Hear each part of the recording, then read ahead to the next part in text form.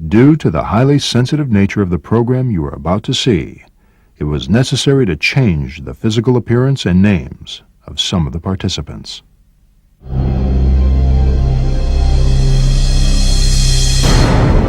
Discover what the KGB found in an Egyptian tomb. The objective of this particular mission was to find the knowledge which was left behind from an advanced culture.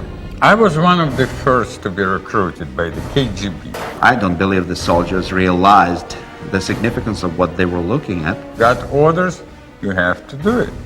The first hard evidence of an humanoid extraterrestrial life form. Extraterrestrial contact at a distant time in an ancient land. Remember, nobody knows my name. Exclusive film footage of what could be the discovery of the millennium. Learn the terrible secret before it's too late.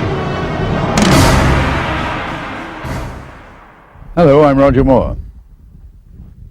In 1961, Soviet cosmonaut Andrei Andropov lifted off in a Soyuz space capsule and spent 45 minutes in orbit.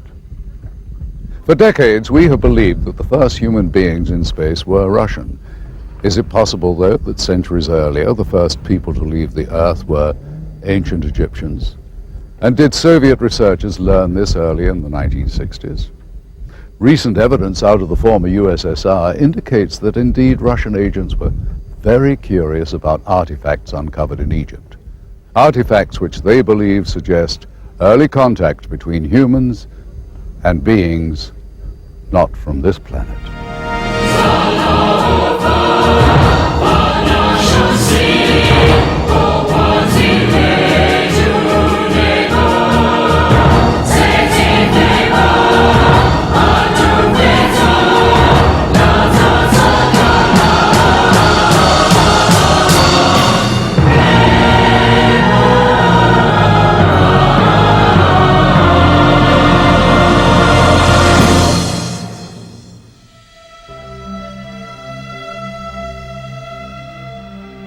It's always been assumed the hunting ground for extraterrestrial life is above our planet.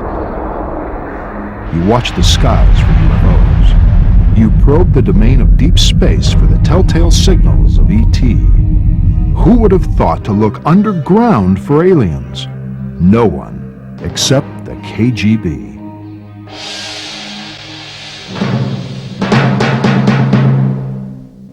Dr. Viktor Ivanovich holds degrees in astrophysics and neurology.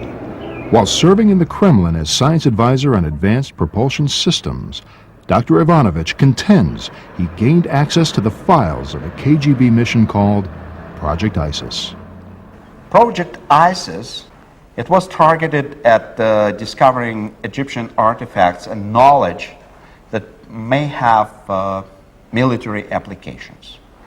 ISIS was one of the several covert research missions that KGB was conducting during that time. Dr. Ivanovich chronicles the mission and its shocking discovery in his book, Project ISIS, the KGB's discovery of the Tomb of the Visitor.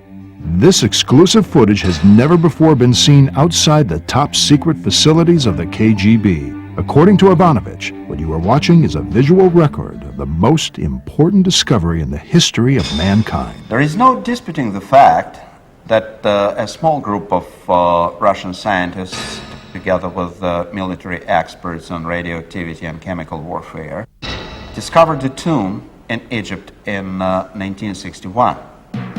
The record is clear on that point. But what was never disclosed was what they found inside the tomb.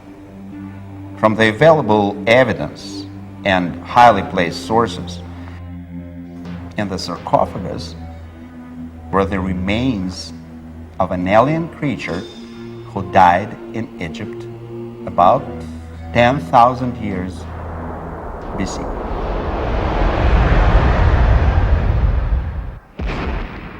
The point I'm making in my book is that the presence of this creature and the design of the pyramids and the whole pool of historical and scientific evidence shows that this particular visitation took place about 11,000 years BC.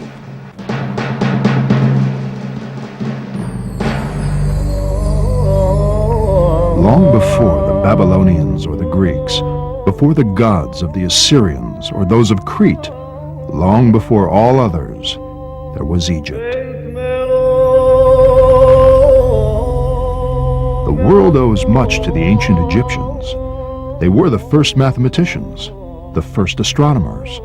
They gave the world the principles of geometry, the use of symbols to convey numbers. The first calendar was Egyptian, as was the first writing paper. The world's first libraries were found buried under the sands of Egypt. This is why the disclosure of Project ISIS is so troubling. If the claims of Dr. Ivanovich are true, if the KGB did find an alien entombed in Egypt, it will force us to reconsider the history of civilization.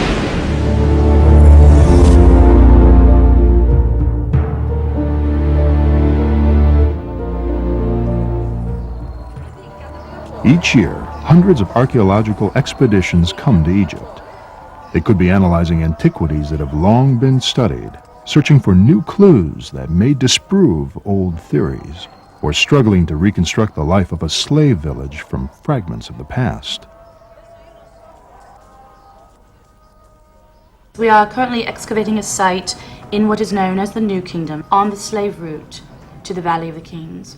And the question there is, how did the ancient Egyptians feed and care for the hundreds, perhaps thousands of slaves that they needed to create these massive, massive structures? The fundamental question of ancient Egypt is, how did such a civilization, so incredibly advanced, spring forth, fully formed, around 2500 BC? If you look back at any other ancient civilization, what you find is a gradual historical development, meaning they learned about trade, they created economies, they became technologically advanced slowly, hundreds and hundreds, perhaps thousands of years. You get none of that with ancient Egypt. 2500 BC, boom, fully formed society pops out of the desert. It's like a Model T Ford, the ancient automobile, 1 minute, and the next minute the craft is a space shuttle. The question, the fundamental question here, is that there seems to be no gradual historical development to explain the building of ancient Egypt. It seems to have formed from a legacy. Some have speculated that Egypt was built from the remnants of a lost civilization that perished in the biblical flood. Dr. Ivanovich contends Project ISIS discredited this theory. According to Ivanovich, the KGB uncovered evidence that proves Egypt was founded on a heritage of wisdom from an extraterrestrial race.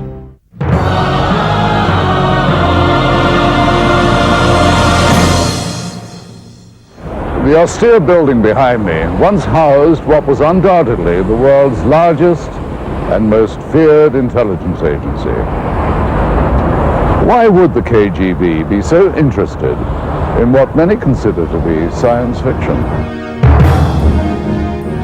The genesis of Project ISIS began in the post-war period of the 50s. From the bloody ashes of World War II, a new Soviet state had emerged.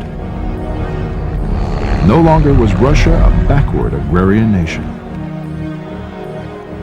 The motherland was a superpower and willing to prove it. Under the dictatorship of Nikita Khrushchev, the Soviets were determined to show the democracies of the West that communism was superior. It was a challenge America could not ignore. The competition between the two superpowers was an immense drain on Soviet economy. Placing the man in space before the Americans was a great propaganda feat, but it cost billions in billions. The same for the arms buildup, which time America tested a nuclear bomb, Russia had to respond with a bigger one, again costing the Soviet government billions. As the world watched and prayed, the two nations joined in a Cold War for technological supremacy. Khrushchev knew that the so-called socialist camp headed by the Soviet Union could not keep up this pace. It did not have NATO's resources. That's when the KGB was ordered to investigate less costly means of technical advancement. At the height of the Cold War, the KGB was the largest secret police and espionage force on the planet, with more than 300,000 agents.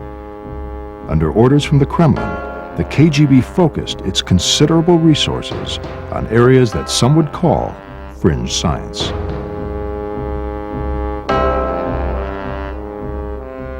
The KGB investigated the power of psychics. Experiments were conducted to test the feasibility of gathering intelligence through mind control.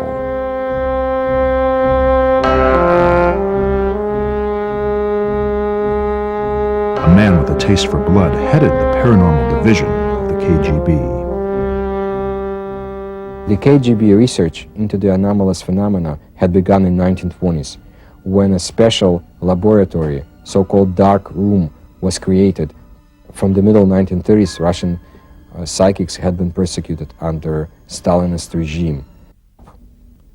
Gleb Boki, who was in charge of the paranormal phenomena for the KGB, was a sinister and cruel person who was known to drink human blood.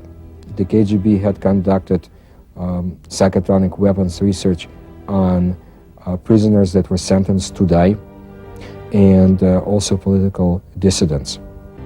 When Gleb Boki and people who had studied the anomalous phenomena with him in the KGB were executed in 1937, all of the files were transferred, as far as we know, to the most secret archives of the KGB. However, the paranormal research went on. Under Khrushchev, great successes had been achieved in the Soviet Union with the paranormal. Some of the first biogenerators and machines to alter human minds came to the scene. The Americans were worried about Soviet research programs because they knew that the Soviet Union would not use it for peaceful means, that the Soviet Union was there to conquer and to overtake the United States. Another area of deep interest was UFOs. The Kremlin hoped investigating reports of alien spacecraft could advance aeronautical design. The former Soviet Union was an ideal location for the study of unidentified flying objects.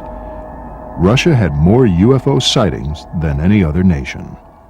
One reason for the multitude of UFO cases is that Russian borders surrounded the largest landmass in the world. Of the reported UFO sightings, the most compelling case is known as the Dalnogorsk incident. It's the best documented crash because we do have the fragments. They have been analyzed.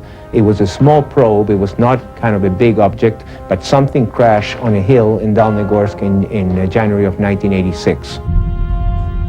From analysis of the crash site, this computer simulation illustrates the last moments of the doomed spacecraft.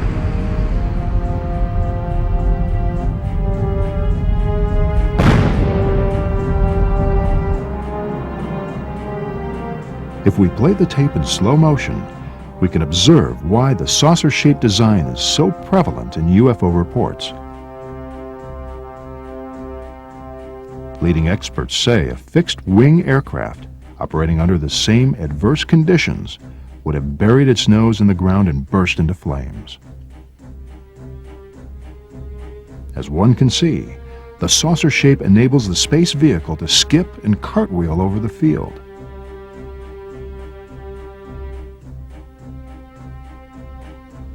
The spacecraft was damaged, but not destroyed.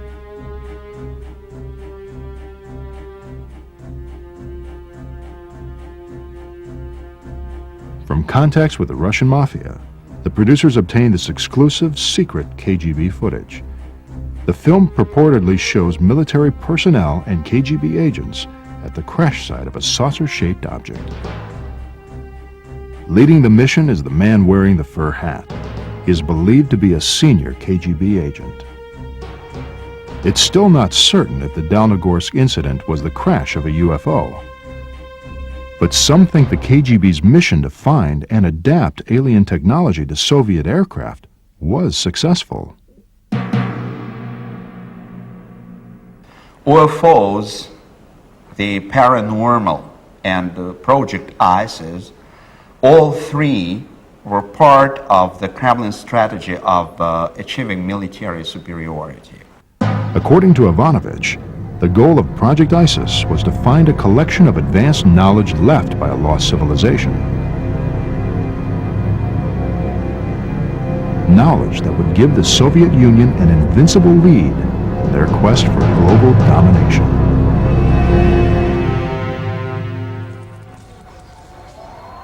One of the enduring legends of Egypt is that somewhere, perhaps inside the Great Pyramid or in a lost tomb, somewhere in Egypt is a chamber of knowledge containing the wisdom of gods who came from the stars. Since 820 AD, explorers have dreamed of finding the mythical Chamber of Knowledge. Sheikh Abdullah al-Mamun was the first to breach the massive stone of the Great Pyramid. The Sheikh was drawn by the legend that, concealed in the pyramid, was a record of the past and future of mankind. With tales of golden treasure, the Sheikh coaxed his terrified men through the passageways.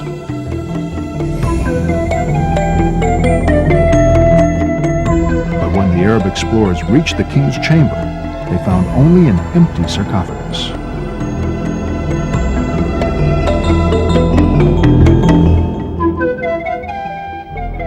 Some believe if there is a chamber of ancient wisdom, it will be found under the Great Pyramid.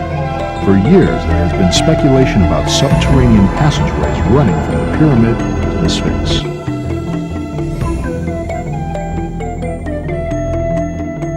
Recent seismic surveys suggest a mysterious chamber-like cavern lies below the Sphinx. This has led many to reconsider the legend of the Chamber of Knowledge. Is there a storehouse of knowledge left behind by ancient visitors? Signs point to yes.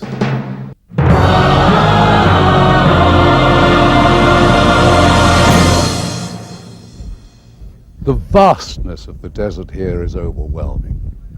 It was in this region, at the edge of civilization, that something profound may have happened over 2,000 years ago. Egypt was the first civilization. Pharaohs ruled the kingdom for over 1,000 years.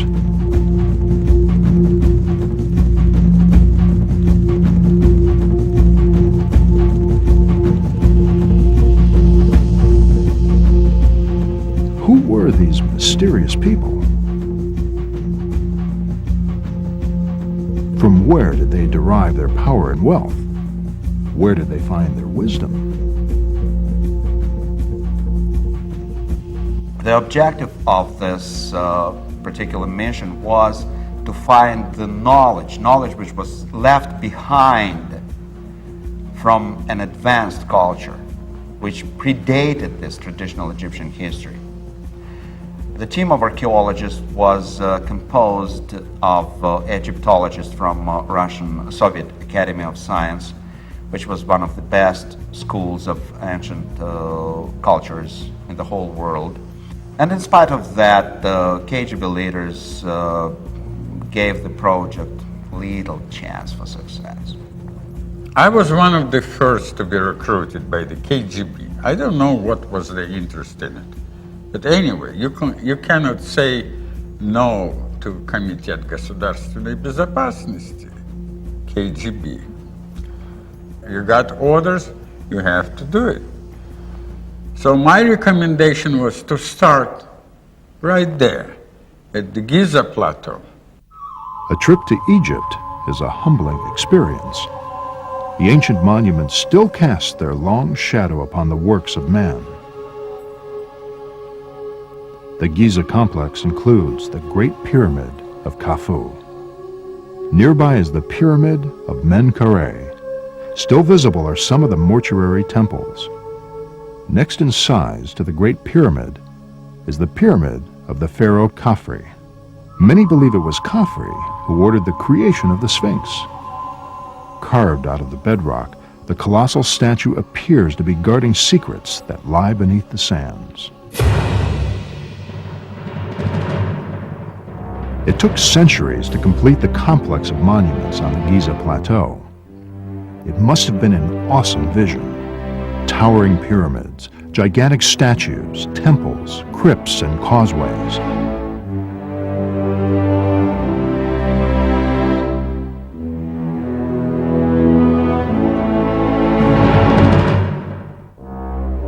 Giza was a manifestation of the power of Egypt and the divinity of a living god called the Pharaoh.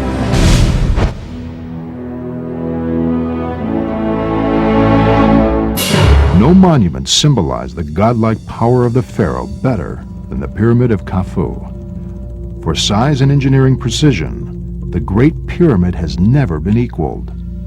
The pyramid weighs roughly 6 million tons, 20 times the weight of the Empire State Building. Until the Eiffel Tower was erected, the Great Pyramid was the tallest structure in the world. Over 2 million stones were used in its construction. No stone weighs less than a ton, and some as much as 30 tons. Inside, passageways connect the chambers. Shafts run to the exterior. Today, the pyramid is rough stone, but it once had a mirror-like finish of masonry. It is believed the Great Pyramid was adorned with a top of solid gold. The sunlight dazzled the eye for hundreds of miles.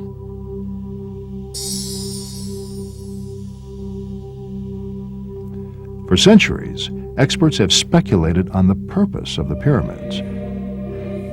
Conventional theory claims the pyramids were symbolic doorways to the afterlife. Others believe the pyramid was an astronomical observatory. Some say a geographical survey instrument. One outlandish theory states the Great Pyramid was a grain elevator. But experts do agree the pyramids were far more than just gigantic tombs. Nobody's ever found evidence of a burial in a pyramid, and we still don't know how they were built. Scholars had argued that the technology to construct massive pyramids might not have been available to people at the point in human history when these structures were built. The pyramid builders knew information that would not be rediscovered for centuries. For example, the pyramid's height corresponds to the distance from the Earth to the Sun. The pyramid was set within 4 degrees of the corners of the compass, a precision that has never been equaled. And amazingly, the Great Pyramid lies in the exact center of the Earth's landmass.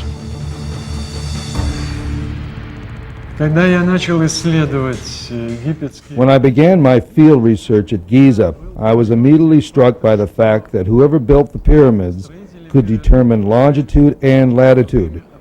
This is amazing, since the technology to fix longitude was not invented until the 1600s. But more to the point, the pyramids were constructed at the exact center of the Earth.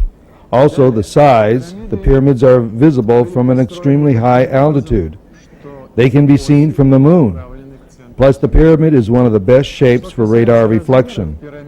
For these reasons, I advise the KGB the pyramids of Egypt were built for navigation by alien explorers. It makes perfect sense. Egypt would be an obvious choice for the aliens who had to establish an outpost for planetary expeditions. The initial landing by an alien expedition team would pick a flat area with a few obstacles, Egypt would be an obvious choice, since it's also in the center of the land, the habitable mass of the earth.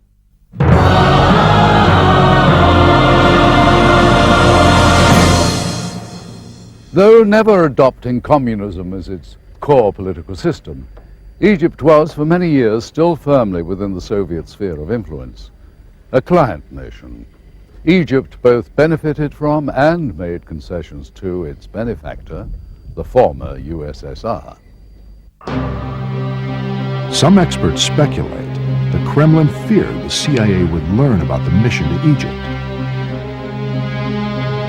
Pressed by U.S. competition in the arms and space race, Russia did not want to start a tomb race.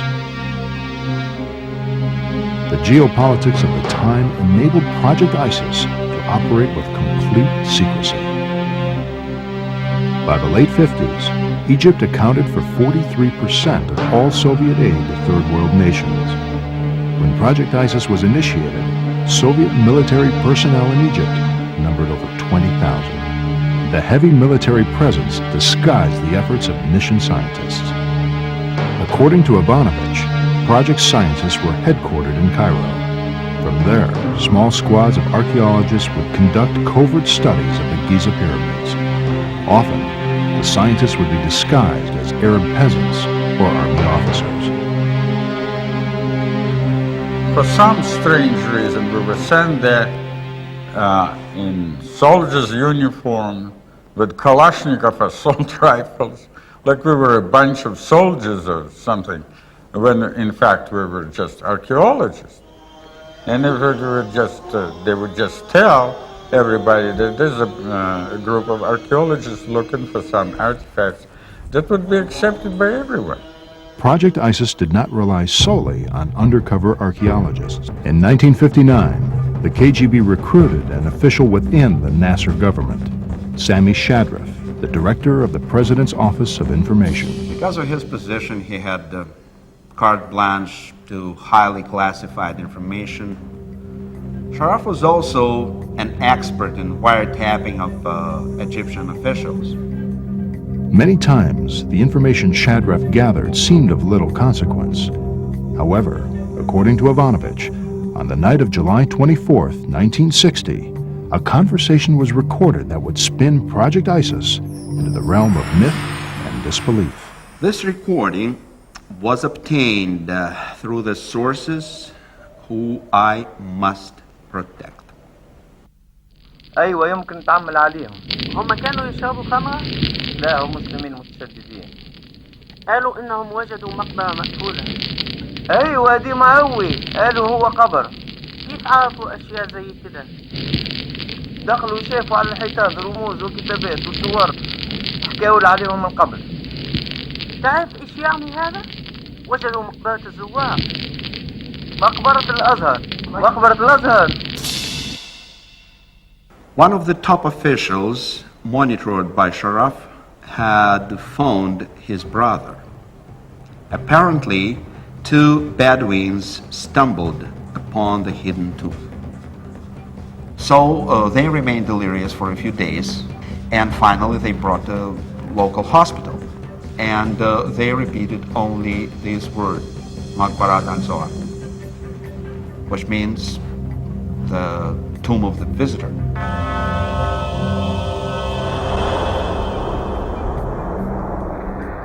A grave of the ancient Egyptian god who does not exist in Egyptian pantheon. He is not included as a god. He has a special sign as a visitor god. Long before the time of the pharaohs, there was a god who came from the skies with the others of his kind. They brought magic to the land, wonders, power, and wisdom. They returned to their home in the stars, but one stayed behind and taught the people of Nile all he knew. He was buried in the secret place It is called مقبرة الزوار, the tomb of the visitors. Can myth conceal the truth? Could a legend be based on fact? You must embrace the myth, the folklore, the legend, because it's like a pearl inside of an oyster. You start with that tiny sand of truth, and then over the year, it gains luster and becomes legend. The producers of this program were skeptical. The possibility the KGB thought mythology could lead to advanced alien knowledge was hard to accept. To obtain independent verification of Project ISIS, the producers tracked down a former diplomatic courier for the Soviet Union. The man now works for the Russian mafia. I worked as a messenger for diplomatic corps. One of my roles was moving documents between Cairo and Moscow. Some of them was from Mr. Sharaf. He was a director of information center, Egyptian information center at that time. It was in the 60s, something like that. Most of that papers weren't interested, and some of them in code I couldn't even understand. But few of them I understood, and how could I say in English? It seemed taught to me, and I decided to make a copy. Can we see those copies? No. The man wanted money for the documents. Where are you taking me? Don't worry. Our field producer explained he wouldn't pay unless he was certain the documents were from Project ISIS.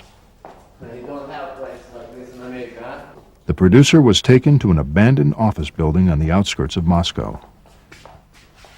Here we are. This footage is from a hidden camera. All my paper here. That's like a life insurance. A lot of people would pay a lot of money for this stuff. Is that what you used as a courier? Yeah. You know, I think. Among the documents was a memo to a high-ranking KGB official. It read, "My agents have secured the notes of one of the scientists working on the Tomb of the Visitor findings." Is that KGB? KGB letter. Another was an inventory of contents taken from the tomb. Classified top secret, it read, "Location of finding, undisclosed. Subjects, 15 crates of relics, 1 partially mummified body, 1 stone sarcophagus, and 8 hieroglyphic samples." This is a letter from my agent to Moscow.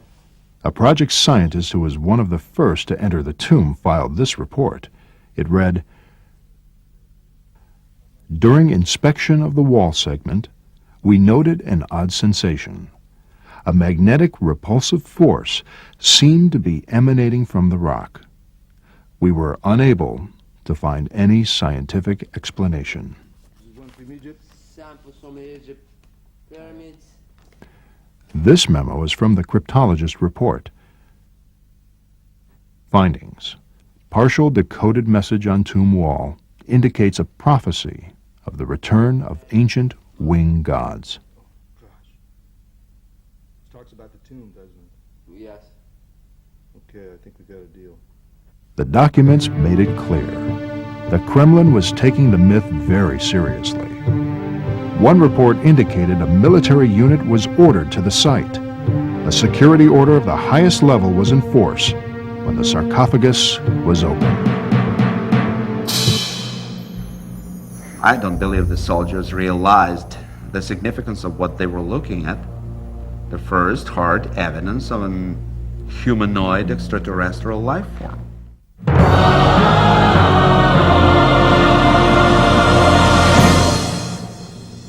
In Egypt, the focus of attention for most visitors is the awe-inspiring antiquities. ancient wonders from the past. Is it possible these attractions have been a draw for life forms other than human tourists? Not according to Dr. Ivanovich. His book makes it clear. Aliens didn't come to Egypt to see the pyramids.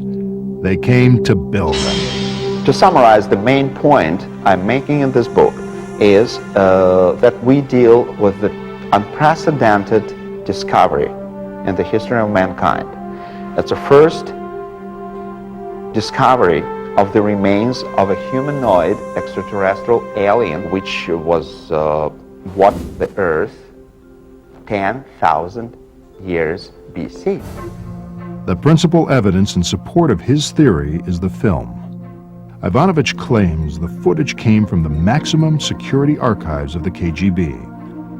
The author accepted the producer's request for an independent analysis of the footage. We asked Russian film expert Sergei Goncharov for his opinion. He first examined the film cans. And this is the name of the factory that manufactures the motion picture film in the city of Pereslavl. This is the type of film type A2, which is the emulsion. Goncharov then analyzed the film emulsion for signs of fraud. Now that we've looked at the cans, the next thing to do was to actually find out if the film itself had any markings on it. Okay, in the very beginning of the film, we have this word, which in Russian says начало, or the beginning, or the start. Okay, then we have the two bits of information which says plyonka number 267. Plyonka in Russian means emulsion or film, could denote the reel, the roll, or batch, and this, of course, is the number. The next thing we see is this bit of information. Совершенно секретно, top secret archive of the KGB logo, and the word archive of the KGB. The KGB has a history of sophisticated counterintelligence. Could Project ISIS and the discovery of the tomb be a skillful fabrication by the KGB?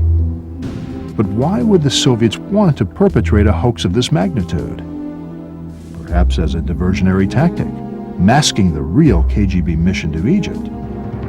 Whatever the truth, whether real or fake, we have learned that in investigating the KGB, it's best to keep an open mind to any possibility. This is the period where military, after first safety precautions have been taken, entered without wearing gas masks, but that's what they do now was absolutely mistaken, and you will see why.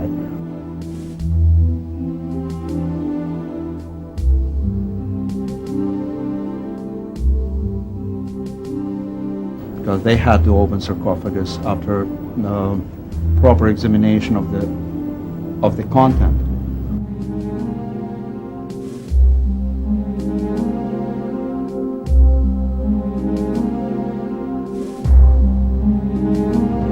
You see the fumes that turned out to be toxic come out.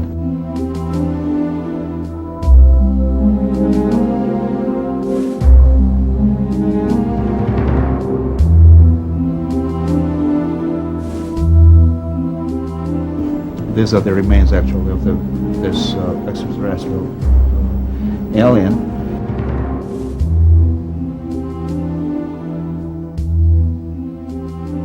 So, and the fumes which are coming out, we will see it later, intoxicate one of the soldiers.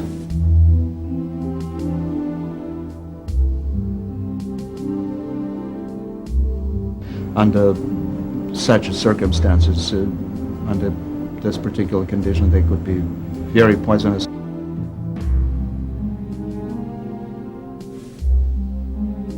And that's why they invited the team of this chemical warfare specialists to check the contaminated area again and assist this soldier who lost his senses.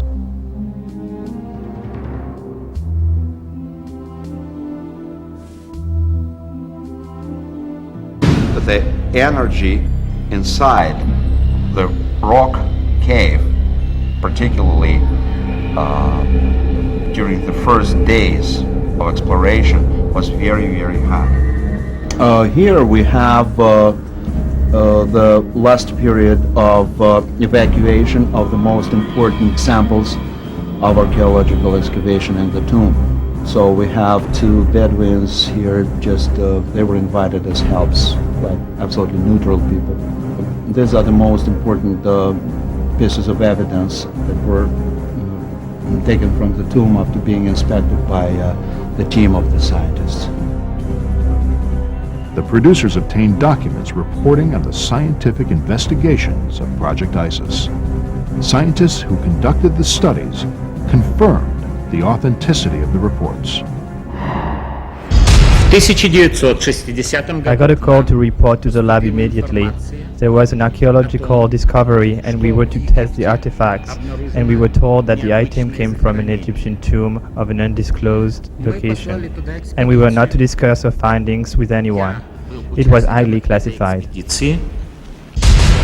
Project ISIS now operated on two fronts. In Moscow, the artifacts from the tomb and the mummy were analyzed. At the Giza site, investigators continued to search for evidence of alien knowledge.